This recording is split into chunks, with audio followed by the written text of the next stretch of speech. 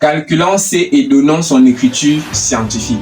Pour pouvoir donner l'écriture scientifique de C, il faut déjà connaître quelques manipulations pour les puissances de 10. Si j'ai par exemple 25 et je veux transformer ça, parce qu'à 25, on a encore 25,0. Ça veut dire qu'à 25, on peut encore l'écrire sous forme de 25,0. Ça veut dire que 0 se trouve derrière 5. Si je veux transformer 25 en 2,5, donc si je veux transformer 25 plutôt en 2,5, ça veut dire que j'ai déplacé la virgule derrière pour devant d'un rang. Quand on déplace la virgule derrière pour devant d'un rang, ça fait la puissance positive de 10. Quand c'est un rang, c'est puissance 1 ou alors on ne met rien. Donc si je déplace, je veux 25, je transforme ça plutôt en 0,25. Puisque j'ai déplacé la virgule de derrière pour devant de 2 rangs, ça me fait plutôt 10 puissance 2. Donc voilà, quand on déplace la virgule derrière pour devant, ça fait la puissance positive. Si j'ai plutôt 0,75 que je veux transformer en 7,5, on va multiplier ici par 10 puissance moins 1 parce que je suis rentré d'un rang. Donc quand on déplace la virgule devant pour derrière, ça fait la puissance négative pour 10. Et quand on déplace derrière pour devant, ça fait la puissance positive 100.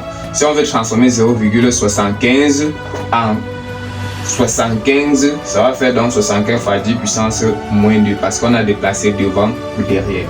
Donc l'écriture scientifique demande un seul chiffre non nul avant la virgule. Donc si on a compris la manipulation, on peut donc calculer en respectant toutes les règles. Donc ici, on doit regrouper les puissances de 10 ensemble. Et ceux qui n'ont pas de puissance, on doit donc écrire 6 fois 5 multiplié par 10 puissance moins 2 multiplié par 10 puissance 2. En bas, on a 1,5 fois 10 puissance 4. À ce niveau, on voit déjà que 1,5, on peut le transformer pour pouvoir simplifier avec 5. Donc, qu'est-ce qu'on écrit? À ce niveau, on va écrire 6 fois 5 fois 10 puissance. Il faut rappeler que A puissance N fois A puissance M, c'est A puissance N plus M. A puissance N fois A puissance moins M, c'est tout simplement A puissance N moins M.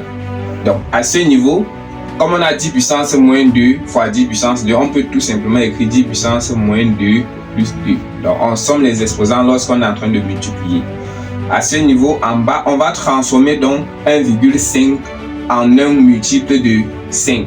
Donc 1,5, on le transforme donc en 15 fois 10 puissance. Puisque j'ai déplacé la virgule d'un rang pour derrière, ça devient 10 puissance moins 1 fois 10 puissance 4 qui était déjà derrière.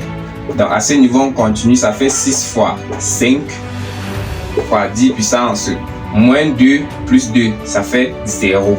En bas, on a 15 qui se transforme en 3 fois 5 fois 10 puissance moins 1 plus 4. En continuant, on peut aussi transformer 6 parce qu'il y a 3 au dénominateur. 6 c'est 2 fois 3.